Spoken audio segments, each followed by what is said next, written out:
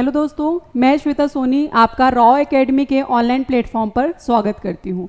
आज का हमारा टॉपिक है दोस्तों विटामिन्स, है ना। विटामिन्स जो हमारे शरीर के प्रतिरक्षा तंत्र को मजबूत करता है, इम्यून सिस्टम को स्ट्रॉन्ग करता है, उन्हीं विटामिन्स के बारे में आज अपन डिस्कस करेंगे। तो चलिए सॉल्व करते हैं विटामिन से रिलेटेड MCQs। पहला क्वेश्चन क्या बोल रहा है, विटामिन डी का मुख्य कार्य क्या है। ठीक है, विटामिन डी का मुख्य कार्य क्या है, तो इससे रिलेटेड कुछ मुख्य बिंदुओं पर पहले हम चर्चा कर लेते हैं। देखिए दोस्तों, जो विटामिन डी होता है इसका साइंटिफिक नेम होता है कैल्सीफेरॉल। कैल्सीफेरॉल, तो विटामिन डी का साइंटिफिक नेम होता है कैल्सीफेरॉल और इसका सोर्स होता है सूर्य की किरणें। सूर्य की किरणें, ठीक है। तो विटामिन डी क्या करता है, आपके शरीर में कैल्शियम और फास्फोरस का अवशोषण करता है। किसका अवशोषण करता है, कैल्शियम और फास्फोरस का अवशोषण करता है। कैसे करता है, देखिए आपके शरीर में स्किन में, आपके शरीर की जो स्किन होती है, त्वचा होती है, उसमें एर्गोस्टेरॉल पाया जाता है। क्या पाया जाता है, एर्गोस्टेरॉल पाया जाता है। और एर्गोस्टेरॉल जब सन रेज, सूर्य की किरणों में आने वाली यूवी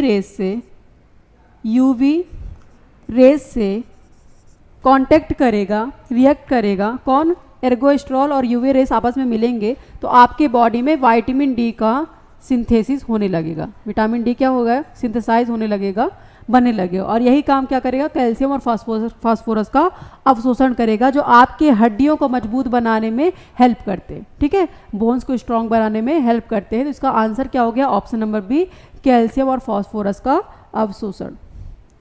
नेक्स्ट क्वेश्चन देखते हैं अपन, विटामिन B1 की कमी से होने वाला रोग कौन सा होता है। ठीक है, तो विटामिन B1 जिसका रासायनिक नाम है थायमीन। क्या नाम है, थायमीन। ठीक है, विटामिन B1 ऑब्वियस सी बात है, हमने अगर पता भी है हमको कि वाटर में एक दो टाइप की विटामिन होते हैं, एक होता है वाटर सॉल्युबल विटामिन और एक होता है फैट सॉल्युबल विटामिन, है ना। जल में घुलनशील विटामिन और वसा में घुलनशील विटामिन। तो जो जल में घुलनशील होते हैं, वाटर सॉल्युबल होते हैं, वो दो प्रकार के होते हैं, विटामिन B और विटामिन C। तो जितने भी विटामिन के कॉम्प्लेक्स हैं, B कॉम्प्लेक्स है, सारे किस में आएंगे, वाटर सॉल्युबल में आएंगे। तो विटामिन B1 की कमी से कौन सा रोग होता है, इसका आंसर है option number A, beriberi, है ना। क्या है इसका आंसर, बेरी नामक जो रोग होता है वो किससे होता है, विटामिन B1 की कमी से होता है। और इसमें क्या होता है, मसल्स में पेन हो जाना, है ना, हड्डियों का दुखना, मसल्स का दुखना, वीकनेस आना, मसल्स वीक हो जाना, है ना, शरीर का पतला दुबला हो जाना बेरी रोग के कारण होता है, जो किस विटामिन की कमी से होता है, विटामिन B1।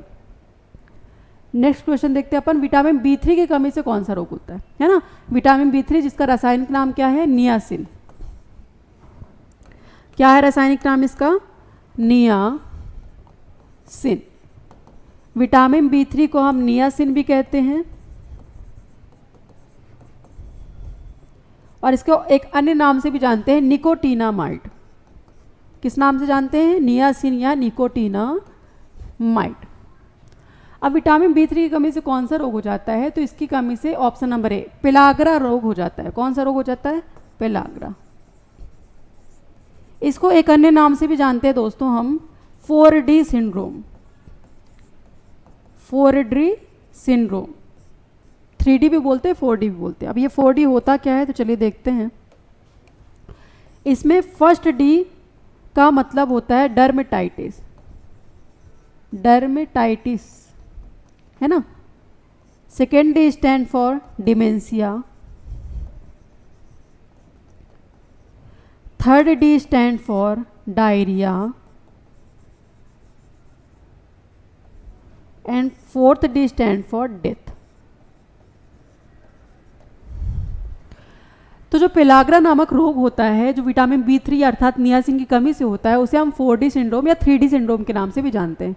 डी अर्थात first D stand for dermatitis. जब त्वचा में कोई रोग होने लगता है, त्वचा में रेसेस को होना, त्वचा में चकते पड़ जाना, जिसको बोलते हैं ना त्वचा रोग होना, स्किन डिसीजेस, वो जब होने लगती है, वो भी कारण किसकी होती है, विटामिन B3 की कमी से होता है। ठीक है, सेकेंडली डिमेंशिया, जब विटामिन B3 की कमी होने लगती है तो व्यक्ति को याद रखने में मुश्किल होती है, सीधे से कहा जाए कि भूलना ज़्यादा होने लगता है, कोई चीज़ जल्दी याद नहीं हो पाती, उसे हम क्या कहते हैं, भूलने की बीमारी, है ना, डिमेंशिया। थर्डली डायरिया, डायरिया नामक रोग भी किससे हो जाता है, विटामिन B3 की कमी से हो जाता है। और जब डर्मेटाइटिस, डिमेंशिया एंड डायरिया अधिक मात्रा में हो जाएं तो व्यक्ति की मृत्यु अर्थात डेथ भी हो जाती है। दैट्स वाई हम पेलाग्रा को 4D सिंड्रोम के नाम से भी जानते हैं। सारे सिम्टम्स है पेलाग्रा के और विटामिन B3 की कमी के, ठीक है। तो ऑप्शन नंबर ए पेलाग्रा आंसर है किसका, विटामिन B3 की कमी से होने वाले रोग का। चलिए नेक्स्ट क्वेश्चन पे मूव करते हैं अपन। विटामिन B12 और फोलिक एसिड की कमी से कौन सा रोग हो सकता है ना, किसके, विटामिन B12 और फोलिक एसिड की कमी से। तो विटामिन B12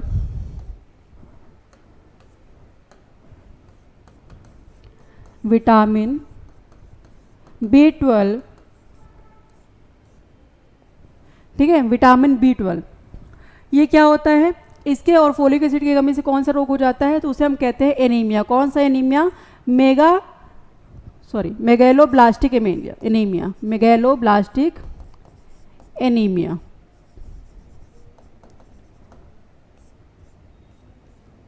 ठीक है, मेगैलोब्लास्टिक एनीमिया। विटामिन B2 का रासायनिक नाम क्या है, साइनोकोबालामिन,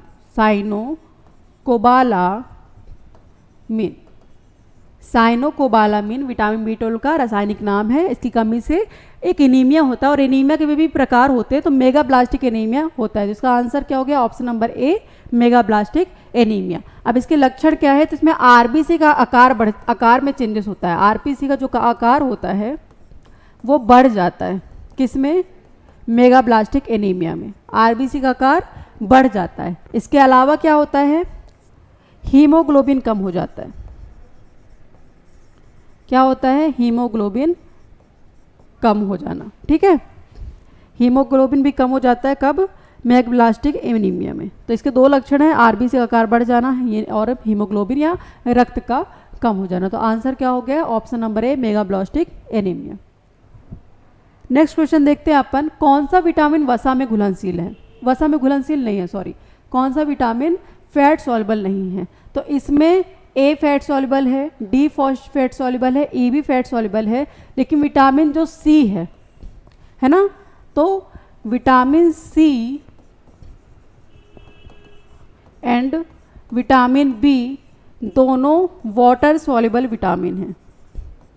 कौन से विटामिन है, वाटर सॉल्युबल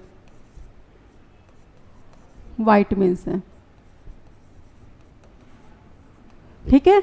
तो KDE है ना, ADE ये तीनों वसा में घुलनशील है और एक और है K, ये भी वसा में घुलनशील है। बाकी के B और C जल में घुलनशील वाटर सॉल्युबल होते हैं। तो इसका आंसर हो गया option number C vitamin C। Next question देखते हैं, फैट सॉल्युबल विटामिन कौन कौन से होते हैं, ठीक है।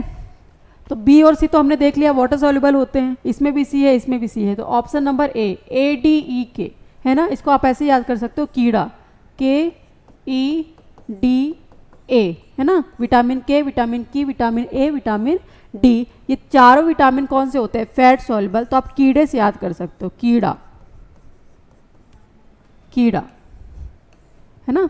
बाकी B और C कौन से होते हैं आपके जल में घुलनशील विटामिन होते हैं।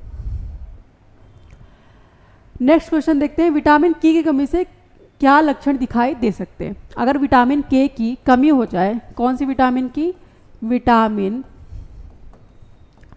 K, जिसका रासायनिक नाम क्या है, फिलोक्यूनोन। क्या है इसका रासायनिक नाम, फिलोक्यूनोन,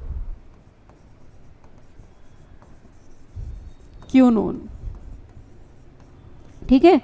तो विटामिन K की कमी से क्या होता है, रक्त स्त्राव और देर से थक्का बनता है ना, bleeding and delayed clotting. Vitamin K की कमी से, जिसको हम फिलोक्यूनोन के नाम से भी जानते हैं, रक्त का थक्का नहीं जमता है या बहुत देर में जमता है। अगर रक्त का थक्का ना जमे और ब्लड कंटिन्यू सिक्रीट होता जाए, स्रावित होता जाए, बहता जाए, सीधे सीधे कहा जाए कि ब्लड कंटिन्यू बहता जाए, तो एक रोग हो जाता है जिसे हम कहते हैं हीमोफीलिया रोग, हीमोफीलिया डिसीज। हीमोफीलिया डिसीज में रक्त का जो थक्का है वो कम नहीं बनता या बहुत लेट बनता है, इसलिए हम इसको रोग को क्या बोलते हैं, हीमोफीलिया रोग बोलते हैं। इसे हम शाही रोग के नाम से भी जानते हैं। किस नाम से जानते हैं, शाही रोग, क्राउन डिसीज, बिकॉज ऑफ सबसे पहले ब्रिटेन की महारानी को हुआ था, इसलिए हम इसको शाही रोग के नाम से भी जानते हैं। तो इसका आंसर क्या हो गया, option number A, blood clotting. Next है विटामिन ई का मुख्य कार्य क्या है, तो इसका आंसर है option number A, antioxidant and cell membrane की सुरक्षा। ठीक है, विटामिन ई ये एक फैट सोल्युबल विटामिन है, हम जानते हैं। काम क्या करता है, एंटीऑक्सीडेंट का काम करता है, सेल मेम्ब्रेन को सुरक्षित रखता है। इसे हम रिप्रोडक्टिव विटामिन के नाम से भी जानते हैं, क्योंकि ये प्रजनन अंगों को स्वस्थ बनाए रखने में और मजबूत बनाए रखने में भी हेल्प करता है। It is also known as beauty vitamin, है ना, ये सुंदरता का विटामिन भी इसको कहते हैं, इसलिए इसको हम ब्यूटी विटामिन, सुंदरता विटामिन, रिप्रोडक्टिव विटामिन के नाम से भी जानते हैं। ठीक है, चलो नेक्स्ट क्वेश्चन है, विटामिन सी का सबसे अधिक किसमें, विटामिन सी सबसे अधिक किसमें पाया जाता है, सोर्स क्या है, सबसे अधिक किसमें पाया जाता है, तो विटामिन सी फैट सॉल्युबल है। ठीक है, केमिकल नेम क्या हो गया, ascorbic acid, ascorbic acid, vitamin C का रासायनिक नाम होता है एस्कॉर्बिक एसिड। ठीक है, इसकी कमी से कौन सा रोग हो जाता है, तो स्कर्वी नामक रोग हो जाता है। कौन सा रोग हो जाता है, स्कर्वी, है ना, मसूड़ों से और गम से ब्लड आने लगता है। ठीक है, तो स्कर्वी नामक रोग विटामिन सी से होता है। क्वेश्चन है किसमें सबसे अधिक पाया जाता है, तो खट्टे फलों में पाया जाता है, ऑप्शन नंबर ए, संतरा। जितने भी सिट्रस फ्रूट्स होते हैं, खट्टे फल होते हैं, जैसे नींबू, मौसमी, संतरा, आंवला, उसमें क्या पाया जाता है, विटामिन सी पाया जाता है, तो ऑप्शन नंबर ए। लास्ट क्वेश्चन अपना, विटामिन ए का मुख्य स्रोत क्या है, किसका, विटामिन ए का। तो विटामिन ए जिसका रासायनिक नेम है रेटिनॉल, क्या है, रेटिनॉल। इसकी खोज किसने की थी, तो एक साइंटिस्ट थे जिनका नाम था मैकुलन। मैकुलन नामक वैज्ञानिक ने सबसे पहले विटामिन ई की खोज की थी, है ना, और जिसका साइंटिफिक नेम क्या है, रेटिनॉल है। ये इसका मुख्य स्रोत क्या है, ये सबसे ज़्यादा कहाँ पाया जाता है, ये गाजर में पाया जाता है, ऑप्शन नंबर बी। कहाँ पाया जाता है, गाजर में, तो इसका आंसर क्या हो गया, गाजर। अब विटामिन ए की कमी से कौन सा रोग हो जाता है, तो नाइट ब्लाइंडनेस, है ना, नाइट ब्लाइंडनेस। विटामिन ए की कमी से एक रोग हो जाता है जिसे हम नाइट ब्लाइंडनेस अर्थात रतौंधी भी कहते हैं। ठीक है, एक और डिसीज है जिसे हम बोलते हैं केराटोमेलेसिया, केराटोमेलेसिया तथा जीरोपैथेलमिया, जीरोपैथेलमिया, ये तीनों डिसीज़, केराटोमेलेशिया, जीरोपैथेलमिया और नाइट ब्लाइंडनेस अर्थात रतौंधी, ये तीनों किससे होते हैं, विटामिन ए की कमी से होते हैं, जिसका रासायनिक नाम रेटिनॉल है। और ये कहाँ सबसे ज़्यादा पाया जाता है, गाजर में इसकी प्रचुर मात्रा होती है। और एक और चीज़ याद रखिएगा, विटामिन ए कहाँ पे स्टोर होता है, तो विटामिन ए लीवर में स्टोर होता है। कहाँ पे, लीवर में, हमारे यकृत में विटामिन ए स्टोर होता है। इसका आंसर हो गया ऑप्शन नंबर बी, गाजर। Thank you.